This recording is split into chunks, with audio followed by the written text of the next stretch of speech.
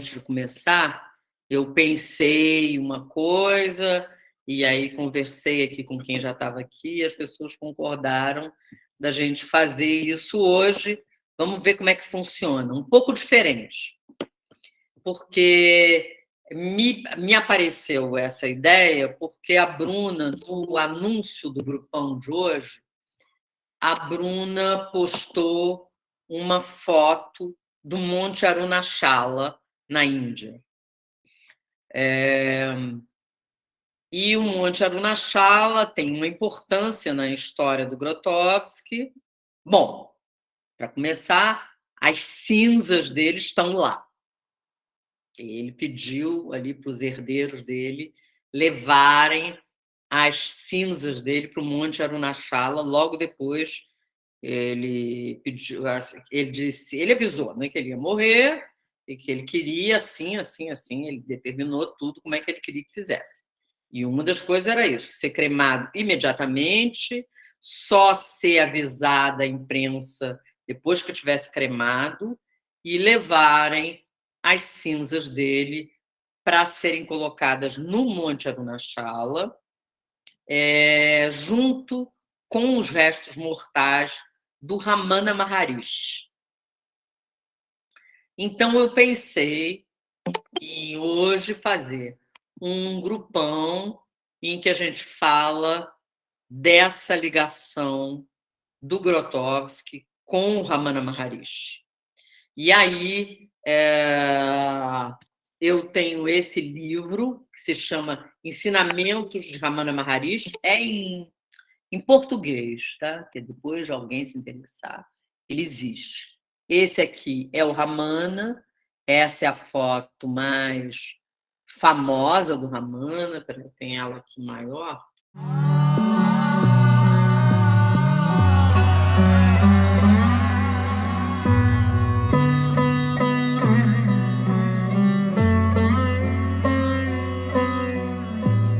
Então, esse é o Ramana, que morreu 14 de abril de 1950. É a morte do Ramana Maharishi. Então,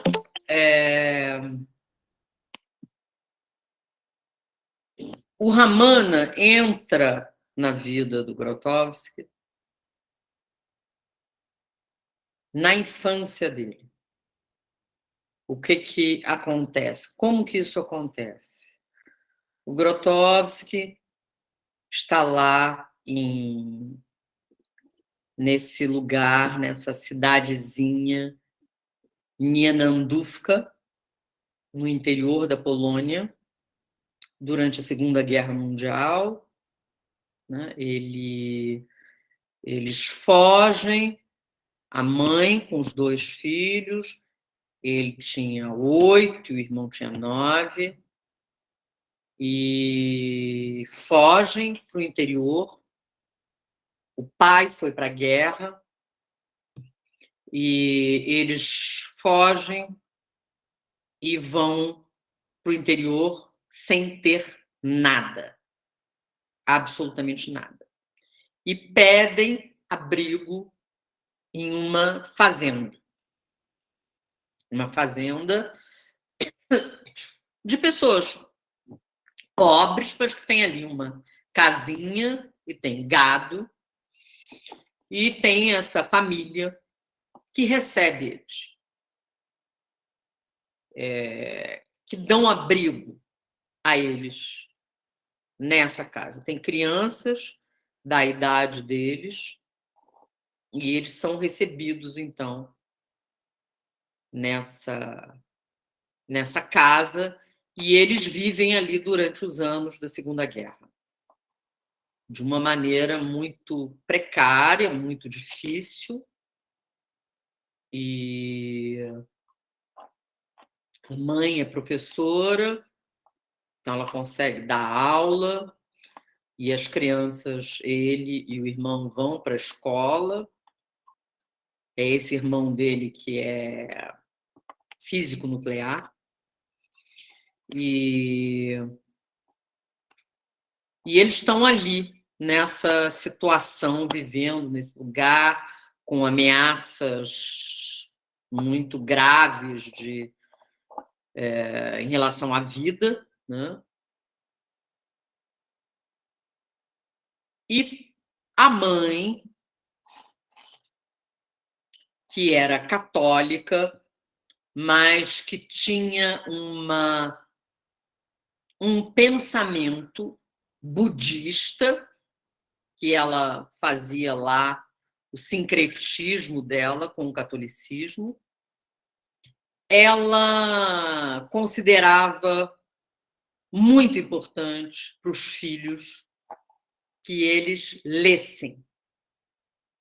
Ela tem um primo que mora numa cidade a 30 quilômetros dali onde eles estão, e ela sabe que esse primo tem uma extensa biblioteca em casa. Então, ela vai caminhando, anda esses 30 quilômetros a pé e consegue trazer 2 livros para os filhos. E um dos livros é A Vida de Jesus, de Renan, que é uma espécie de um evangelho apócrifo. E o outro livro é esse livro do Brunton, que é esse escritor inglês, jornalista, escritor, que escreveu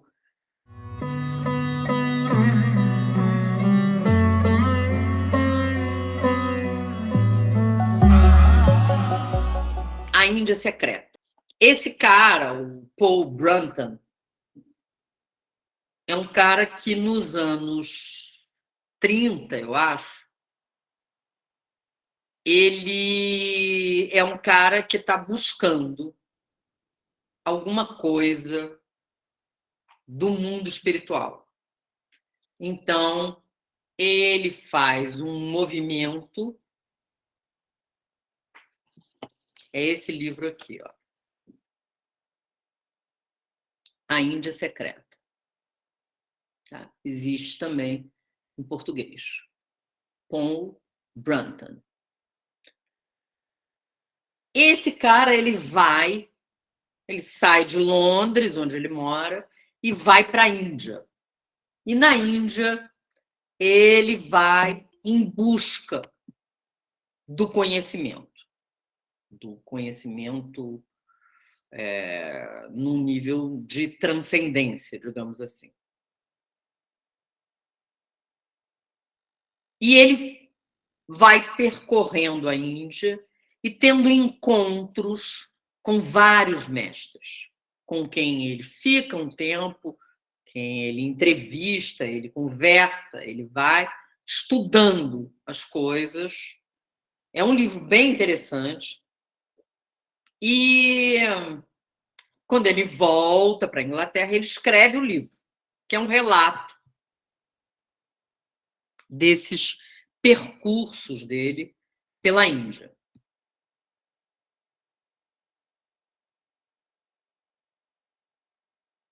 E o Grotowski, com 8 ou 9 anos, vai ler A Índia Secreta.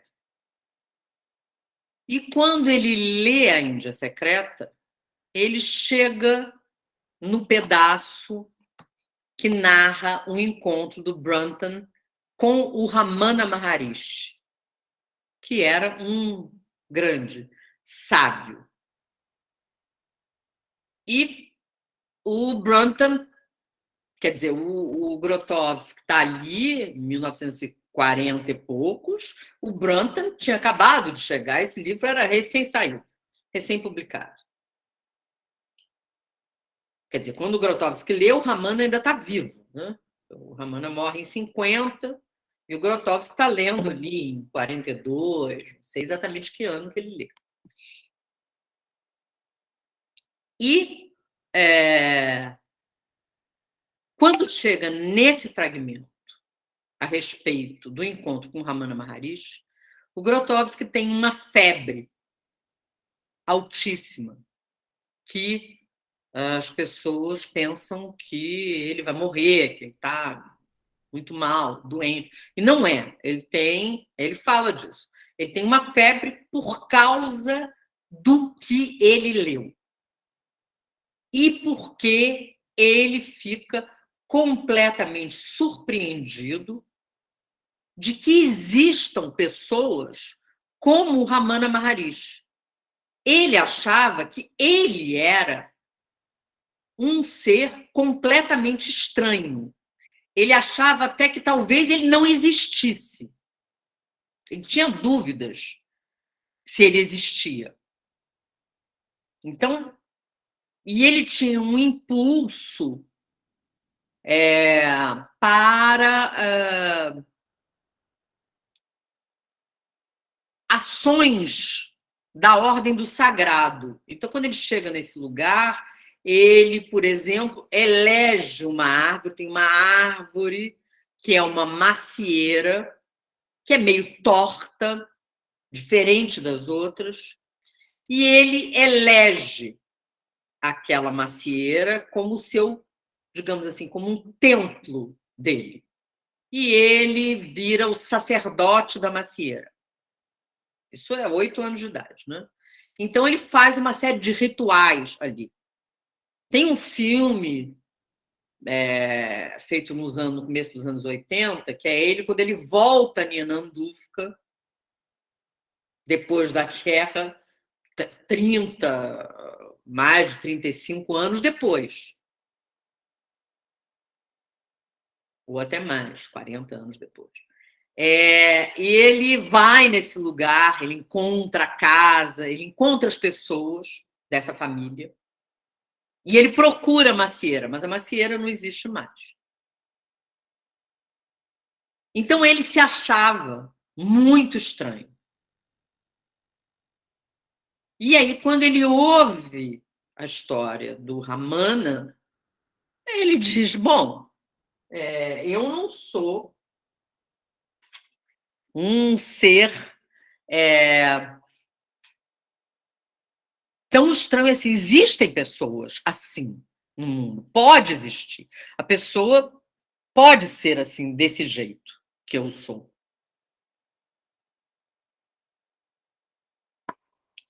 E, e ele começa a estudar a história. O Ramana era um cara de um nível de classe social alta na Índia. Então, ele frequentava uma escola inglesa, então ele aprendia inglês, falava inglês, e era um aluno medíocre. Não se destacava em nada, não tinha nada que ele parecesse bom ou especial ou qualquer coisa desse tipo. Um dia ele tem uma coisa que acontece com ele. Ele cai numa espécie de catalepsia e fica desacordado, como se estivesse morto. É o irmão que tira ele, consegue tirar ele da situação. E ninguém sabe o que foi aquilo que aconteceu, uma coisa estranha. E aí ele resolve, ele deixa um bilhete para a família, se despedindo, e desaparece. Some. Assim, da noite para o dia. Some e ele vai na direção do Monte Arunachala, que é um monte sagrado. Se alguém se lembrar de algum fragmento que possa me ajudar, pode falar. Né? Aí, ele primeiro fica num templo que fica num lugarejo um pouco antes do Monte Arunachala, da montanha. Ele fica lá vivendo como mendigo, meditando. E ele não sabe o que é aquilo que está acontecendo com ele fica lá. Depois de um certo tempo, ele se muda para o Monte Arunachala. E o Monte Arunachala tem várias cavernas. Ele se instala numa dessas cavernas, aonde ele fica durante anos, sem se mexer.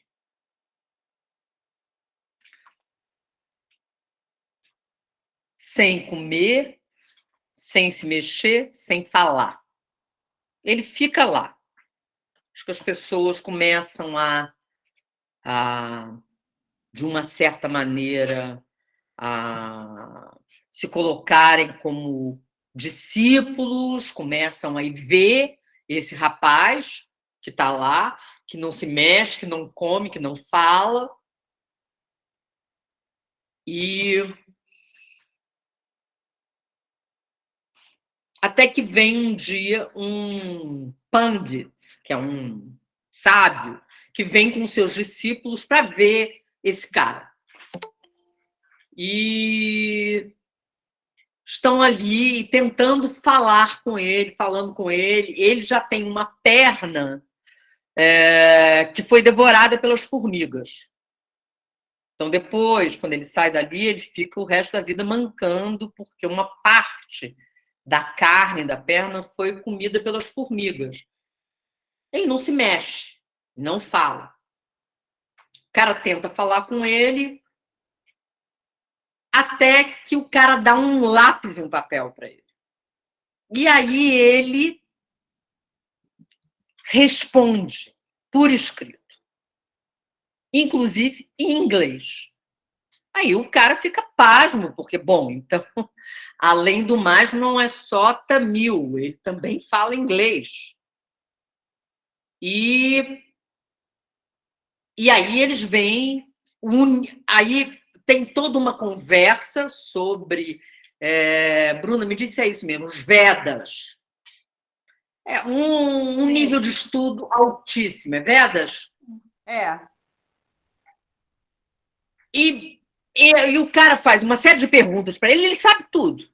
Sabe tudo. Ele nunca estudou os Vedas, mas ele responde a todas as perguntas. O conhecimento dele é pleno e total a respeito de tudo dos Vedas. Aí os caras decidem que, bom, esse cara é um grande mestre, é um sábio, é um Maharishi.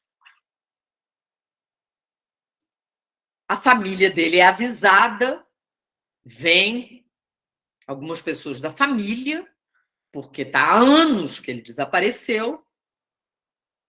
E aí, quando o sujeito tem esse nível de conhecimento, na cultura, lá, ele tem obrigação de devolver alguma coisa para as pessoas. Ele não pode simplesmente ficar isolado lá na caverna, na gruta dele. Ele não quer sair. Depois ele fala disso, que ele não queria nunca ter saído de lá.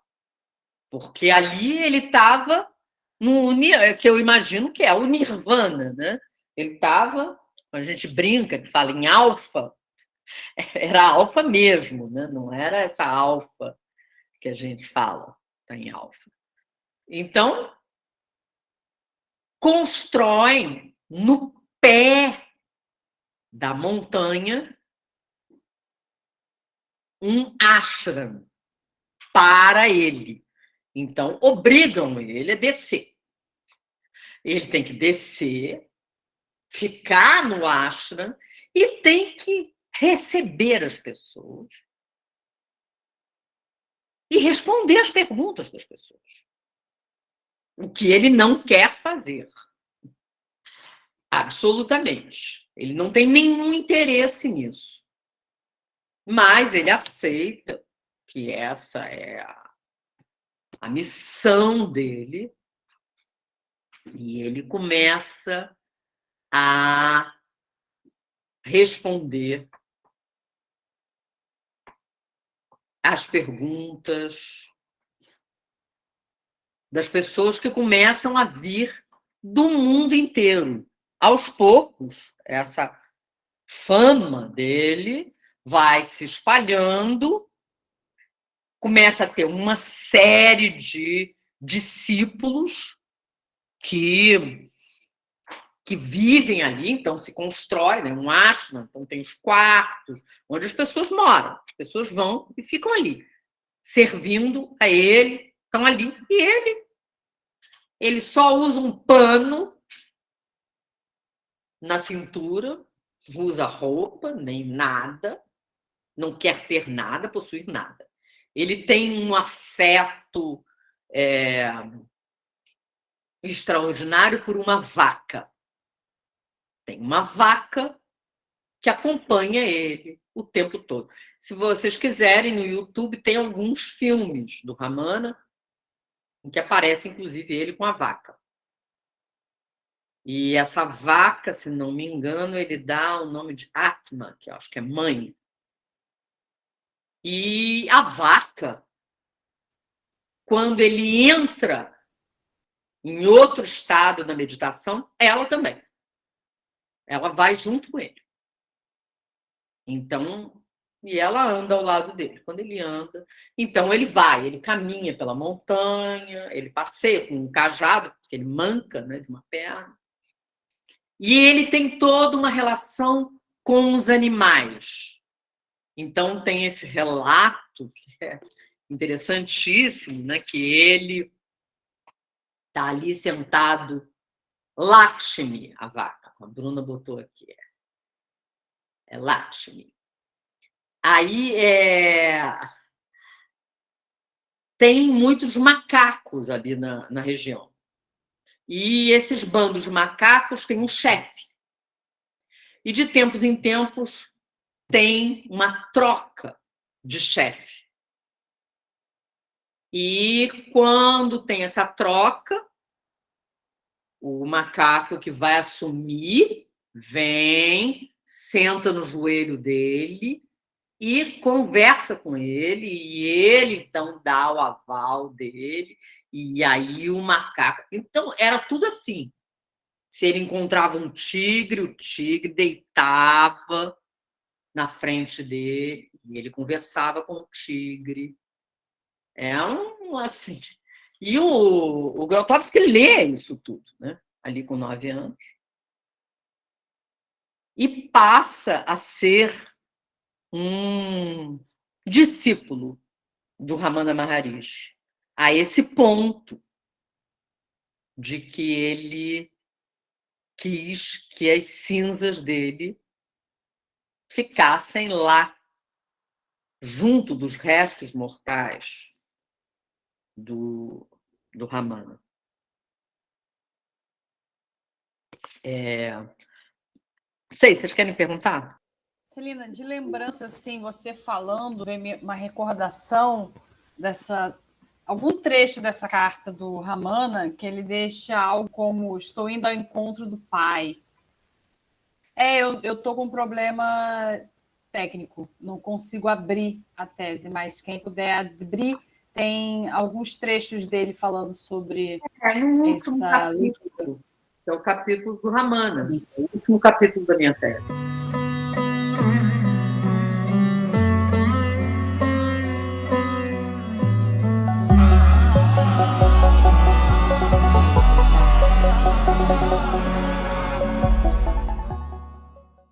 A pergunta principal que rege todo o conhecimento do Ramana é: quem sou eu? Ele diz que essa é a única pergunta que interessa. As pessoas vão lá e fazem milhões de perguntas, e ele diz: não, a única pergunta que interessa é: quem sou eu? Essa pergunta que todos devem se fazer e lutar para responder. Vou ler um fragmento, tá, do livro do Brown. Como Maharishi conseguiu chegar a esse elevado grau de força moral e, por assim dizer, sublimidade. De grão em grão, pelas informações tomadas de seus discípulos ou pelos pormenores que escapam às vezes dele mesmo, embora não goste de falar de si, acabo por esboçar mais ou menos a história da sua vida. Então, vamos ver exatamente como é que o Brunton conta isso, né? Nasceu em 1879, numa aldeia cerca de 30 milhas distante de Madura, cidade do sul da Índia, famosa pelo seu templo. Seu pai era Brahmane, desempenhava um cargo de magistrado ou algo semelhante. Gostava da fama de ser muito caridoso por ter sustentado numerosos indigentes. Que é o pai, né? Zeloso pela instrução de seu filho, mandou estudar no colégio mantido por missionários americanos, onde ele aprendeu os rudimentos de inglês. No princípio, o jovem Ramana gostava somente de jogos e esportes, praticando luta livre, natação e boxe. Era excelente nadador e mergulhava nas correntes mais perigosas. Naquela época, a religião ou a filosofia não lhe interessavam. Sua única singularidade se manifestava em acessos de sonambulismo, uma espécie de sono tão profundo que nada podia acordá-lo. Isso que eu chamei de catalepsia, né? Ao saber disso, seus colegas de turma, que temiam durante o dia pela sua prontidão na estocada, vingavam-se dele aproveitando as noites. Entravam no quarto, tiravam ele da cama e levavam para o pátio, davam-lhe murros e surravam ele à vontade. Satisfeitos, levavam ele de volta sem que ele acordasse. No dia seguinte, ele não se lembrava de coisa alguma. Era como se nada tivesse acontecido. Mas, para um psicólogo atento, já eram os indícios evidentes do êxtase místico. Um dia, um parente veio visitá-lo em casa, falando que vinha de uma peregrinação que fizera a Arunachala. Esse nome soou estranhamente aos ouvidos do garoto.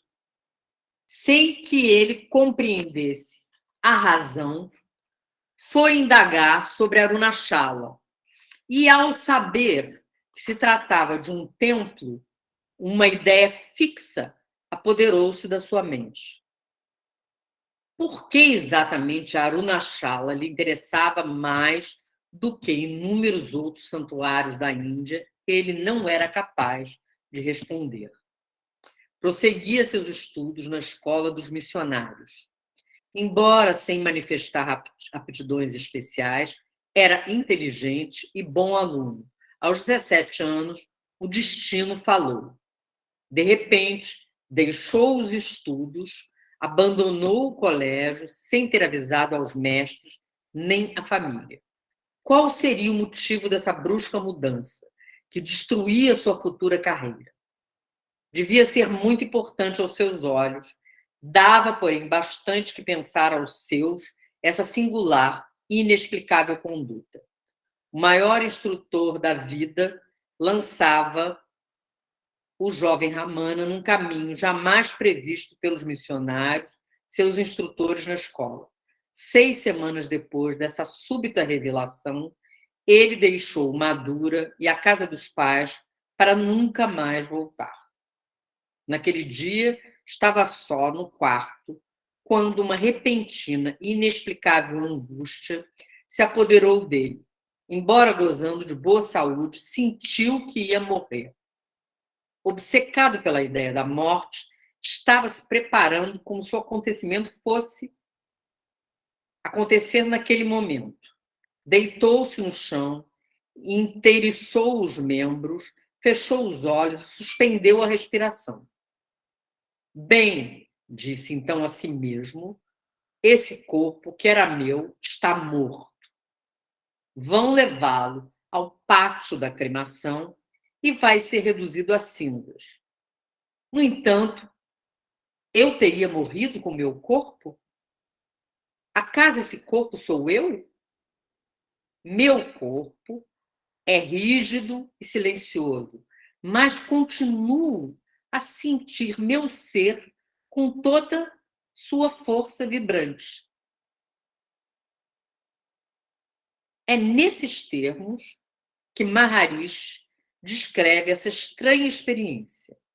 O que aconteceu exatamente é difícil compreender, se não for contado. Ele julgava ter entrado numa espécie de êxtase consciente. Havia atingido a fonte do eu, a verdadeira origem do ser. Nesse momento, ele concebeu que o corpo era apenas um invólucro, um objeto à parte, e que o eu ficava imutável na morte. O verdadeiro ser lhe surgia dotado de realidade absoluta, embora tão profundamente oculto nas regiões inexploradas da natureza humana, que ele mesmo ignorava, como o ignoram os demais. Essa revelação transformou Ramana por completo. Perdeu todo o interesse pelos estudos, esportes e camaradas. Ficou tudo substituído pela sublime noção do eu que o conquistou de maneira tão repentina e radical. Todo o pavor da morte desapareceu. Adquirira a serenidade interior e a força de espírito que, desde então, jamais o abandonou.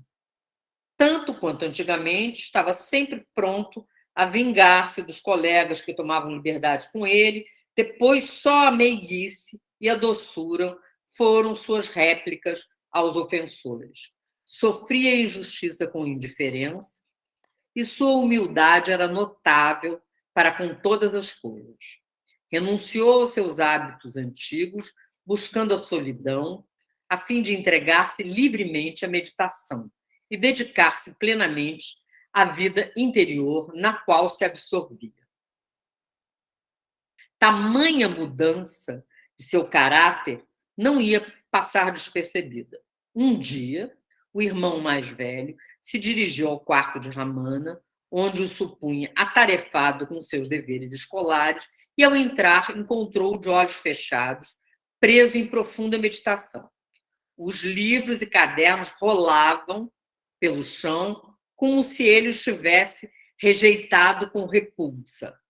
O irmão falou com ele severamente. O que você está fazendo aqui? Se for tua ideia se tornar um yogi, por que então estudar visando uma carreira?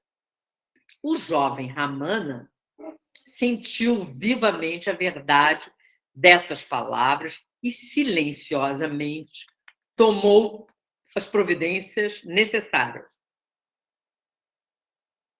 Ele tinha perdido seu pai, mas sabia poder contar com a ajuda do tio e dos seus irmãos para tomar conta da mãe. Percebeu com toda a evidência que não tinha mais nada a fazer em casa. Naquele momento, um nome passou como um raio pela sua mente, um nome que o obcecava durante anos seguidos: Arunachala. Iria até ali, precisava ir. No entanto, não seria capaz de dar explicação do porquê dessa escolha, obedecendo a um apelo imperioso e que não se sujeitava a nenhum raciocínio. Ao contar-me essa passagem, Maharishi se exprimia nesses termos. Aí são as palavras do Maharishi para o Branta. Estava literalmente como que sob o domínio de um encanto. A força misteriosa que de Bombaim o trouxe até aqui afastou-me definitivamente de Madura. Então, ele fala, né, que porque o Brunton vai até lá porque sente uma atração. E ele diz que ele sentiu essa atração também. O jovem Ramana deixou tudo parentes, amigos, estudos, e tomou o rumo desconhecido marcado pelo seu destino. Ao abandonar a casa, deixou uma carta escrita em tamil, que depois ficou guardada no eremitério e dizia: parto em procura de meu pai. E pelo fato de obedecer ao seu apelo, meu empreendimento é sagrado. Que ninguém se atormente. Será inútil gastar dinheiro em me encontrar. Esse é o bilhete que ele deixa. Com 3 rúpias no bolso, ignorando o mundo, ele deixou a casa paterna, guiado pela força misteriosa que o chamava Arunachala, lugar que lhe era estranho. A chama da renúncia que o iluminava animava-o a despojar-se do resto. Tal era seu desprezo pelos bens terrestres, que logo ao entrar no templo, tirou as vestes e prosternou-se completamente despido. Um sacerdote fez observações em vão, outros se lhe juntaram e finalmente conseguiram que o jovem vestisse uma tanga. E desde então nunca mais usou outro traje. Essa é a primeira parte desse relato do Brunton, que é muito... Aí, e o que aconteceu? Né? O Grotowski leu isso. E teve essa febre. E se a gente estuda isso, e depois a gente vê a vida do Grotowski, a gente vê como esse exemplo do Ramana orienta todo o pensamento dele, a maneira dele viver, toda a questão da completo desapego por bens, por dinheiro, por posses.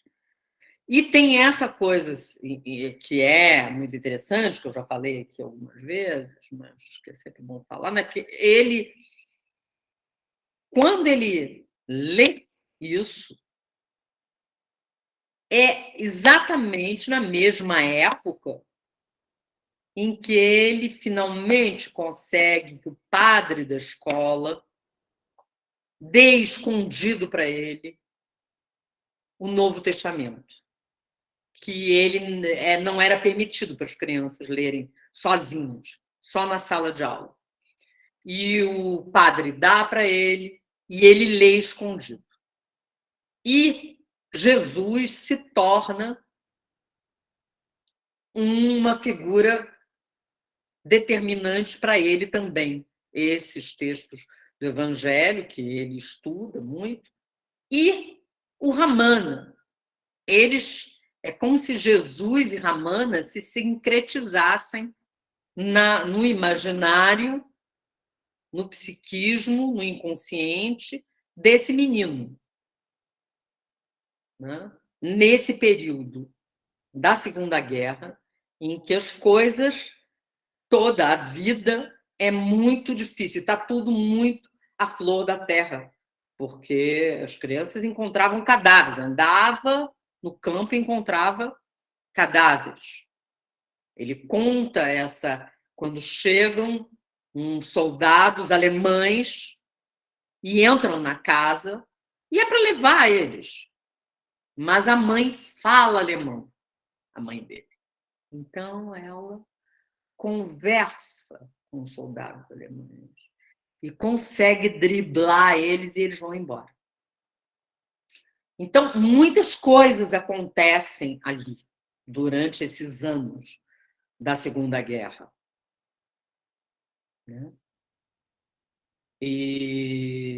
Então, esse cara, o Ramana, é determinante para ele.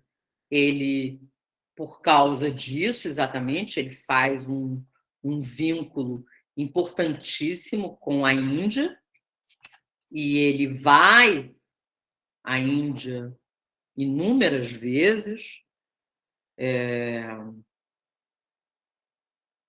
e ele considera que é a segunda pátria dele.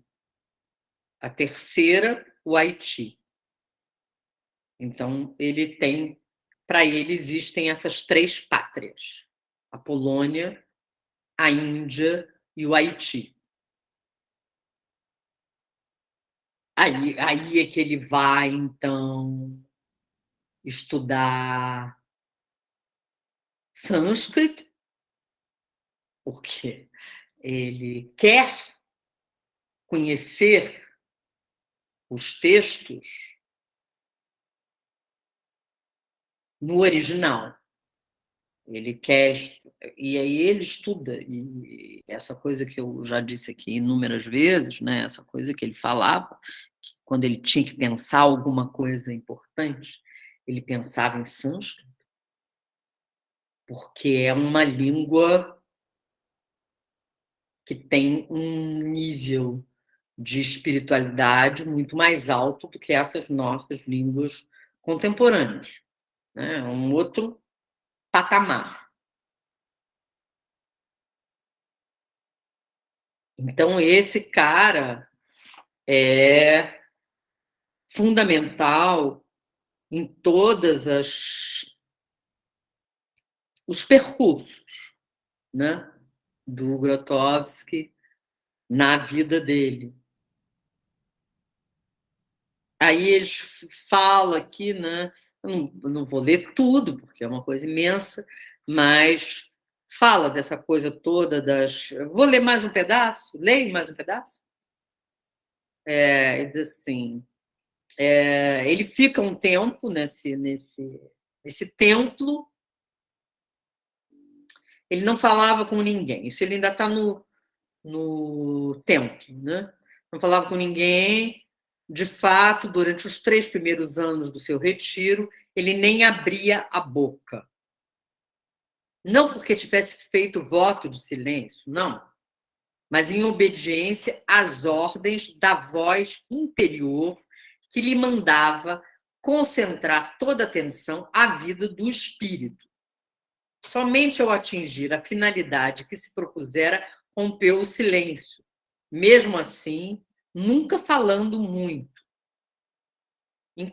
Encobria precavidamente sua identidade, mas por uma série de coincidências, 2 anos depois de sua fuga, sua mãe acabou descobrindo seu retiro.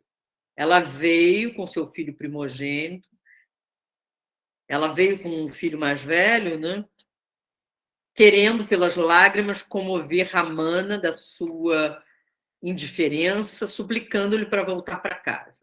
Ele escreveu num pedaço de papel que uma força superior dirige o destino do homem e não é da competência das mães mudá-lo.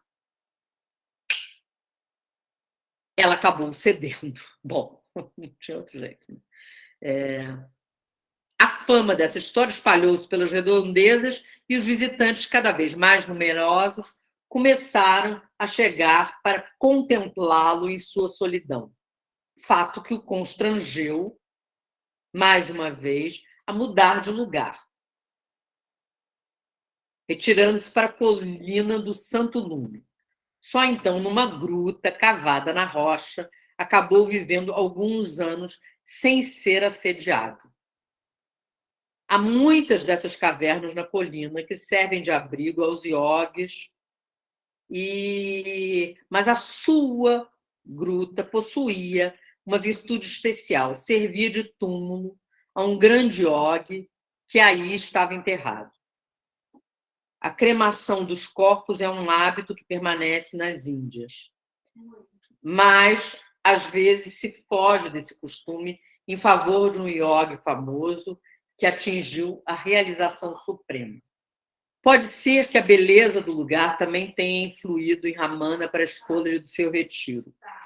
Das escarpas adjacentes descortina-se uma vista deslumbrante sobre a pequena cidade e seu gigantesco templo. Ramana ficou anos vivendo nessa caverna, entregue a constantes êxtases. Ele não era um iogue no sentido próprio da palavra, pois nunca estudara a doutrina yoga, nem praticara os exercícios sob a vigilância de um mestre. Seguia individualmente a vereda sublime que leva ao conhecimento de si próprio, guiado por um apelo interior do seu mestre divino. Em 1905, a peste fez uma aparição na cidade. Não vou pegar, quero pegar adiante. Todas as noites,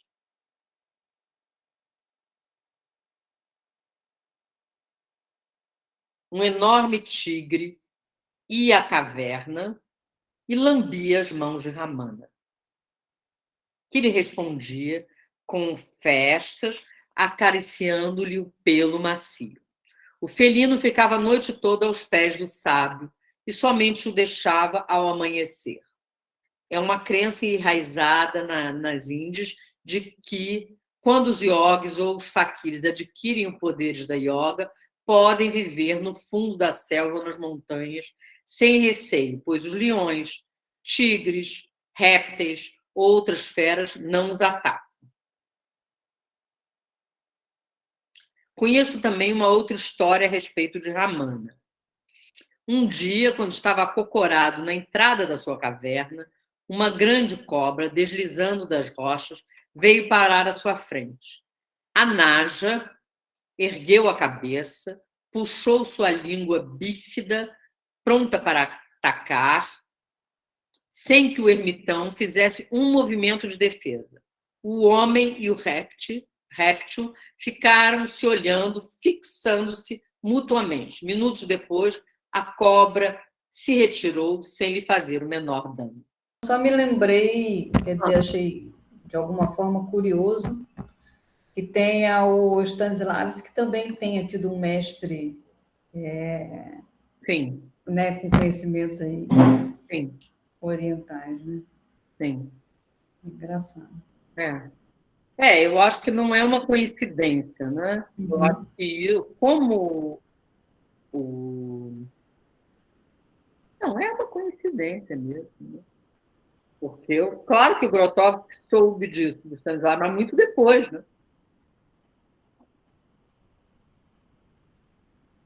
Muito depois.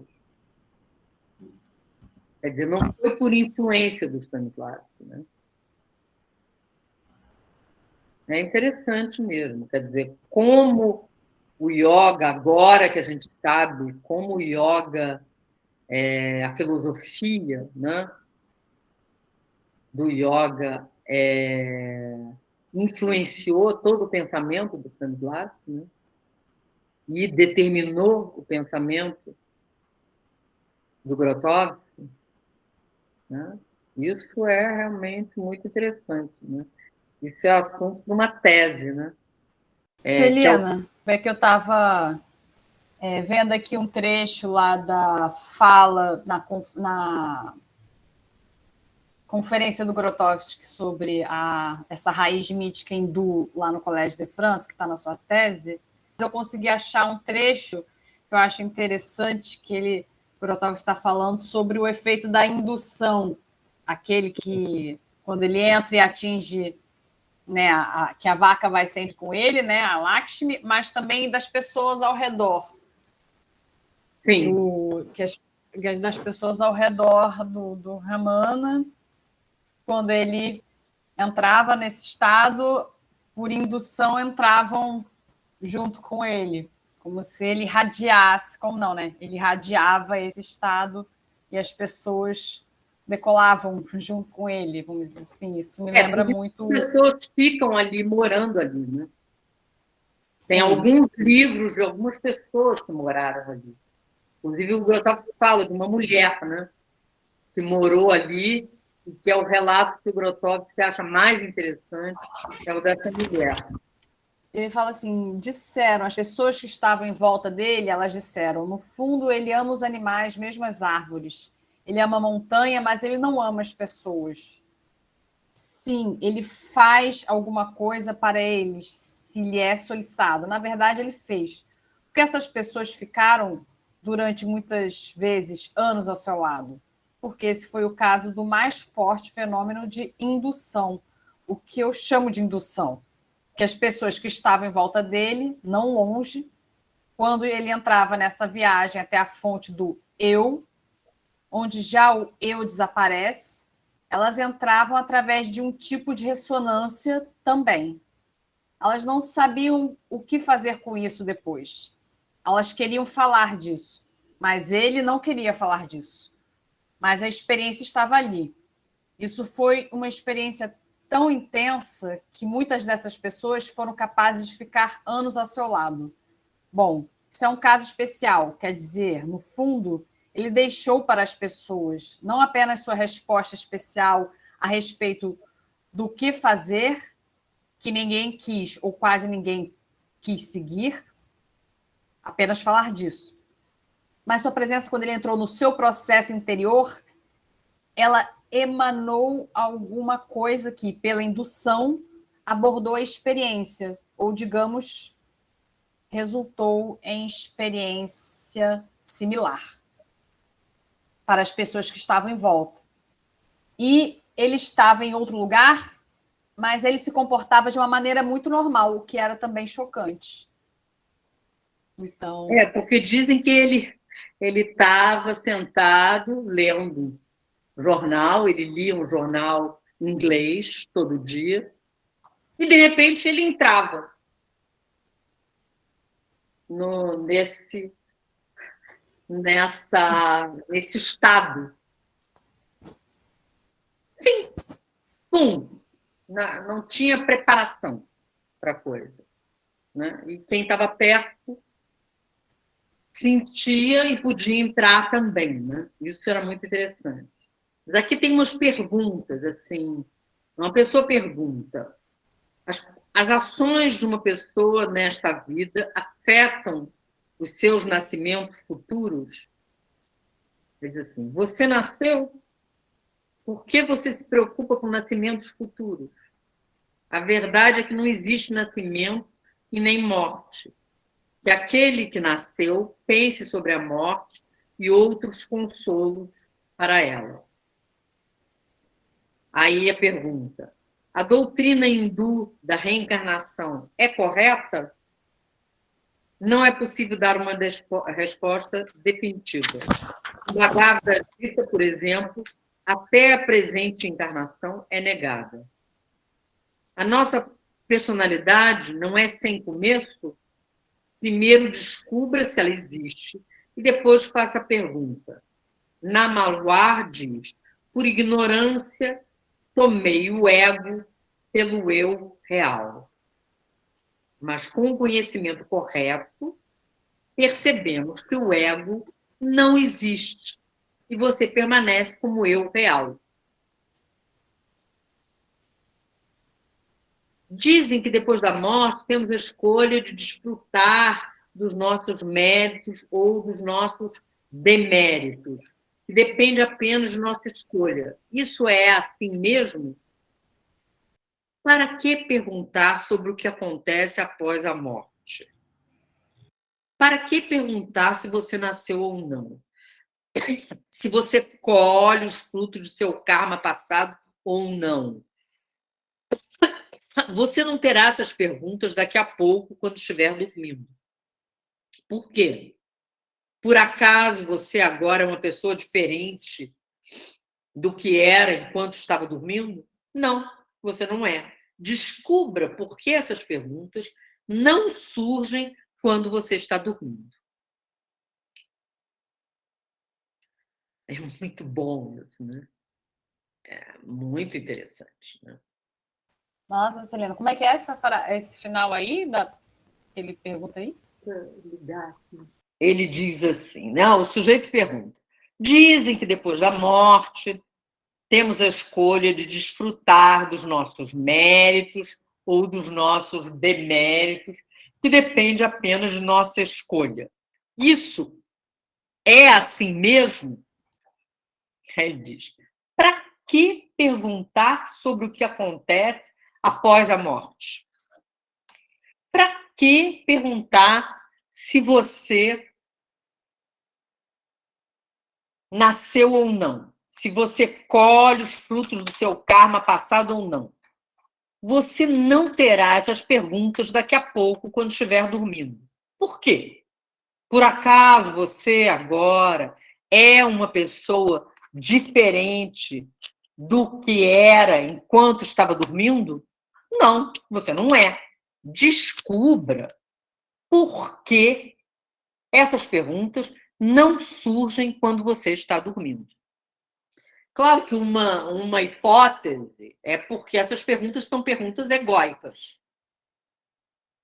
E quando o sujeito está dormindo, não tem ego, tem inconsciente, que é outra estrutura. Né? Celina, Oi. a coisa do eu que o Grotowski fala no Performer vem do Ramana, não é? Sim. Eu estava relendo esse trecho e aí ele fala dessa foto do Gurdjieff sentado no banco em Paris e ele está numa postura muito parecida com várias fotos do Ramana. Aí eu fiquei com essa impressão, assim, é uma postura e um estado assim muito similar. Sim. Porque tudo isso está ligado a essa coisa do sem ego, que é tão raro. Né? Ali, o Grotowski está chamando de corpo da essência. Né? Que é essa transição que o sujeito faz, né? Quando chega na velhice, faz para chegar a esse corpo da essência. É a essência, esse corpo é a materialização da essência. Né? E eu acho que você tem razão, é semelhante mesmo. Esses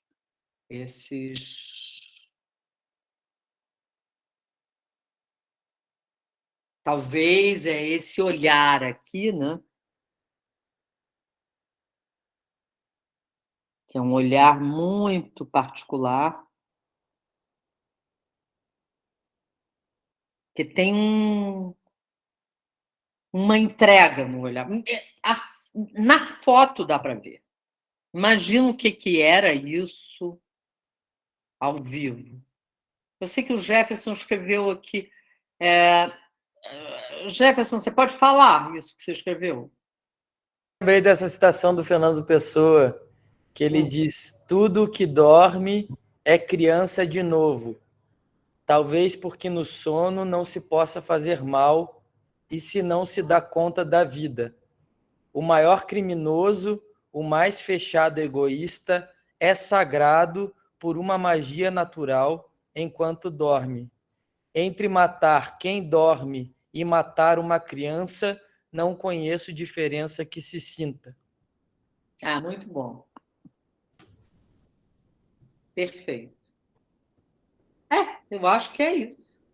Né? Porque não é essa coisa do não tem ego. Né? Não tem.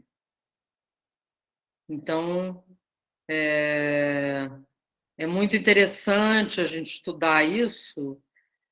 Não só a gente estudar isso, mas estudar mais importante, talvez, é estudar isso em si. Né? Como é que isso se dá em nós mesmos? Como é que é isso? Celina, eu lendo aqui, achei outro trecho na fala dele na conferência, em que ele ressalta sobre a tradução em francês ser péssima, do livro do Paul Brunton, porque em polonês o título é No Caminho dos Iogues, e não A Índia Secreta. Eu acho realmente muito diferente, né? A Índia Secreta parece um nome assim mistificador, né? A Índia Secreta. Celina, você pode repetir a frase do por ignorância tomei o ego pelo eu real?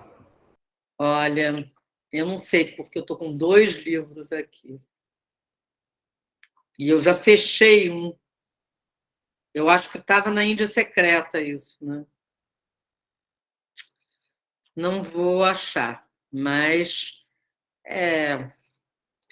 essa equivocação aí, né? O sujeito, né? Se você vai para a psicanálise, você vai ver que o Freud coloca que o problema é que o sujeito chama o seu sintoma de eu. Então, ele tem uma identificação total com o sintoma, ele não consegue sair da estrutura, é a mesma coisa, é em outra língua, digamos assim, em outro modo de análise desse plano do ego, mas é a mesma coisa. Né? O sujeito se identifica com o ego e chama o ego de eu. E aí isso é uma armadilha horrorosa, né? Porque ele não vai se desfazer do ego de jeito nenhum, porque seria um suicídio, né? Porque ele chama aquilo de eu. Então, quando ele diz quem sou eu, que essa é a pergunta fundamental, ele está dizendo isso, que o sujeito tem que ver essa questão do eu real e se desidentificar do ego, para poder, inclusive, se livrar das mazelas do ego e de todas as atrapalhações que o ego produz na vida do ser humano. Porque o ego é uma roubada, né? O sujeito está na armadilha do ego, ele sai errando sem parar, né? É um negócio, assim, avassalador. Então, ele está propondo que o sujeito se faça verdadeiramente essa pergunta: quem sou eu? Sem responder, descrevendo o ego. Ele diz assim, olha, você fala dele, do Ramana, né? Sem se dar tréguas, faça essa pergunta: quem sou? Analise seu eu até o âmago. Procure seguir seu pensamento até onde começa a raiz do eu, mantendo nele sua atenção introvertida. Um dia virá em que os pensamentos caóticos, que, como uma roda, giram incessantemente, acabarão parando, levando ao ponto onde a intuição direta surge espontaneamente das profundezas do seu ser. Continue a segui-la. Abandone todo o pensamento, entregue-se. Se for bem-sucedido, alcançará a nossa meta suprema. Então, é um trabalho, né? Assim, longo para fazer. O Peter Brook fala disso também. Ele fala, o Peter Brook fala, tem uma entrevista dele que ele descreve a cabeça, a nossa cabeça, a cabeça do homem contemporâneo, como uma panela onde fica girando um monte de lixo o tempo todo.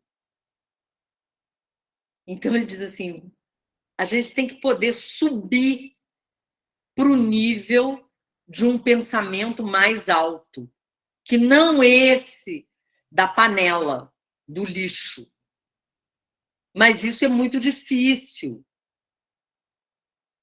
porque a estrutura do mundo, e principalmente esse nosso, né, contemporâneo, ocidental, capitalista, consumista, a quantidade de lixo é astronômica.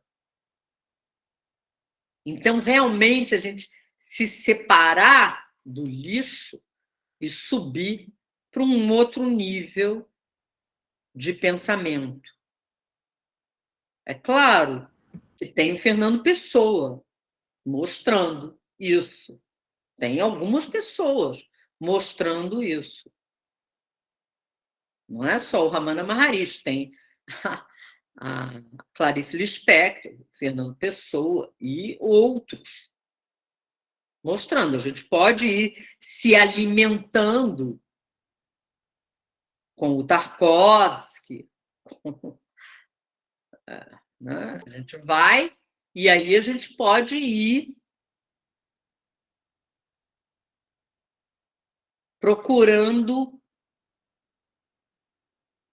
fazer uma faxina desse lixo e a gente não ficar addicted desse lixo, né? Não é exatamente a coisa mais simples do mundo, mas é assim, eu vejo que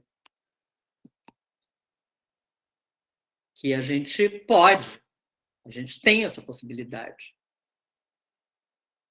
de ir fazendo essa depuração, essa faxina. Eu vejo que tem pessoas fazendo. Eu faço o que eu posso, não que eu já tenha conseguido grandíssima coisa, mas de pouquinho em pouquinho. Estudando um pouco, né, sobre a vida de Jesus, né, tem esse lugar que quando Jesus fala para os discípulos, né, abandona tudo que tem e me siga, né? E a gente leva muito ao pé da letra no sentido também só de riqueza, família, essas coisas, mas não, é abandonar o próprio ego, porque eles têm toda essa questão.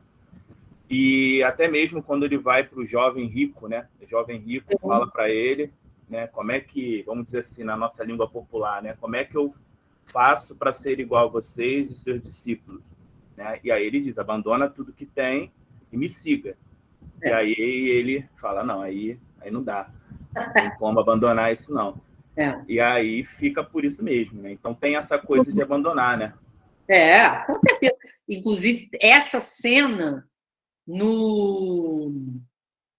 Quem nunca viu o Evangelho segundo São Mateus, do Pasolini, vejam, porque é um filme excepcional. E tem essa cena, que é muito boa, é assim, muito bem encenada. Muito boa. Está no MUBI, o Evangelho segundo São Mateus.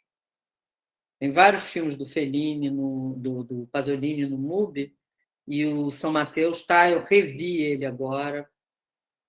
É excepcional. Muito interessante. E, com certeza, né? Tem um evangelho apócrifo em que Jesus diz: aquele que não abandonar pai e mãe não será digno de mim. E isso claramente tem a ver com o ego, e, de uma certa maneira, o Freud também está colocando isso na psicanálise. Não dá. O sujeito tem que ser ele mesmo. Então, e o Grotowski ele faz, né, essa transmutação na vida dele. Ele entende muito cedo, né, ali, nessa febre, ele entende, e aí ele leva a vida toda, né, porque é percurso inteiro da vida fazendo esse trabalho. Quer dizer, é um trabalho que é a própria vida também, o trabalho. Não, meio que não tem separação, a vida e esse trabalho na vida. Não. Esse trabalho é a vida e a vida é esse trabalho. Esse trabalho de quem sou eu. Ou quem é eu. Talvez em português, seja mais quem é eu.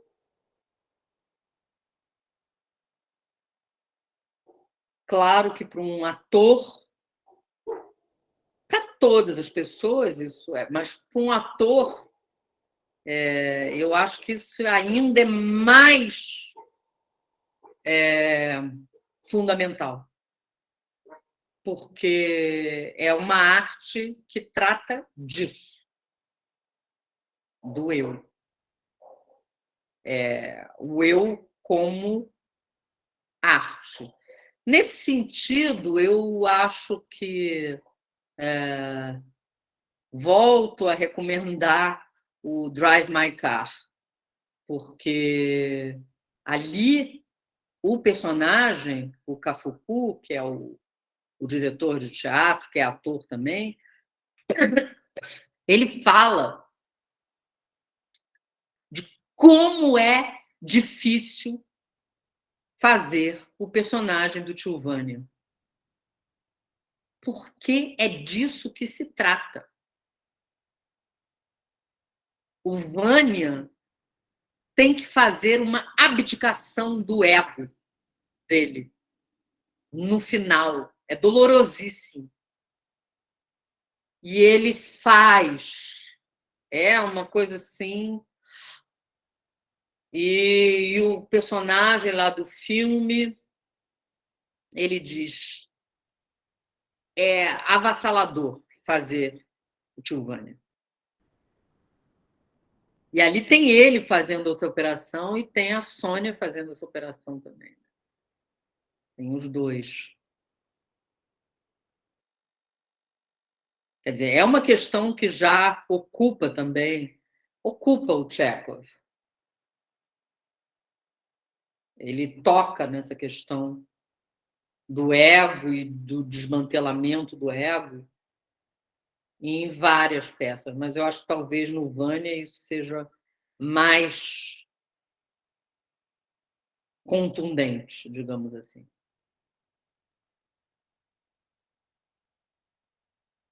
Porque tem uma coisa hamletiana, né? Tem um Hamlet ali.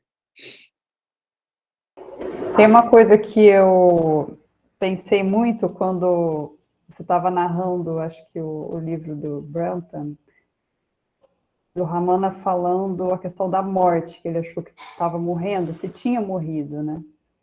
E me lembrou muito a escrita da Clarice, que ela fala dessa morte toda hora, né? E é exatamente essa morte.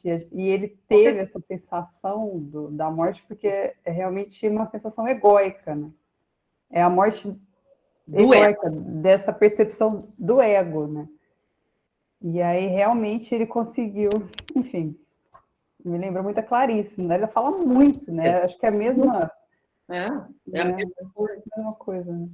Na obra dele, tem alguma influência da Polônia, do Haiti, da Índia? E a segunda pergunta é se tem alguma coisa que tem só de espiritualidade, só de religião, ou tem ambas também? Se tem influência dos países e também se tem muita coisa de espiritualidade, catolicismo, evangelho na obra do Grotowski. Com certeza.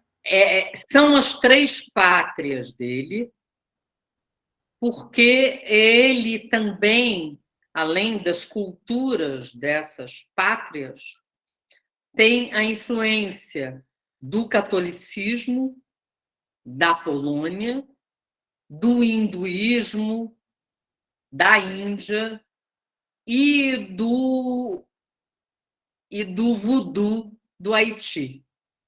O voodoo do Haiti é muito importante na formação dele. Ele também, então, ele, de uma certa maneira, dentro da obra dele, se conectam essas três culturas, formando uma cultura, digamos assim, se a gente puder dizer isso, a cultura grotowskiana, né? Que é essa conjunção dessas culturas coexistindo dentro de um sujeito. Ele criou coisas que ninguém tinha criado antes, com certeza.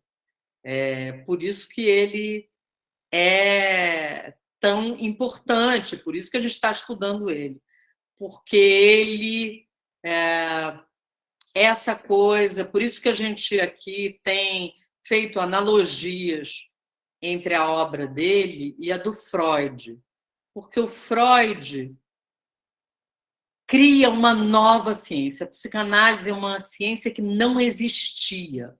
No outro dia eu assisti uma aula de psicanálise que o professor, que é um psicanalista genial, ele dizia uma coisa muito interessante. Ele disse assim, porque, por exemplo, o Einstein, ele traz coisas extraordinárias, mas é dentro da física. É dentro desta ciência da física. A ciência da física já existia e vem o Einstein e coloca outras coisas que não estavam colocadas dentro da física. O Freud, ele diz assim, o Freud é diferente, porque ele cria uma nova ciência, a psicanálise, que não existia. Então, a tarefa é muito gigante e árdua para o sujeito, né? O Freud teve que fazer isso, dedicando a vida inteira dele e sem dinheiro para pagar o aluguel, sem dinheiro para ter, sendo expulso, humilhado, rechaçado, e ele luta e constrói uma coisa que está aí, o mundo inteiro estuda o que ele criou. O Grotowski ainda é bem recente. Então, ele criou alguma coisa que é esse conhecimento da arte como veículo. Isso é uma coisa que não estava colocada. É uma outra coisa. Então, ainda é difícil ainda falar, porque a gente está elaborando. É recente. Tem 20 anos, é muito recente. 20 anos que ele morreu. Então, não dá ainda para falar. 20 e poucos anos. Então, a gente está estudando para isso, para a gente poder um dia falar concretamente a esse respeito. Estudando, experimentando a teoria e a prática, a teoria e a prática, a teoria e a prática, para a gente ver aonde que chega.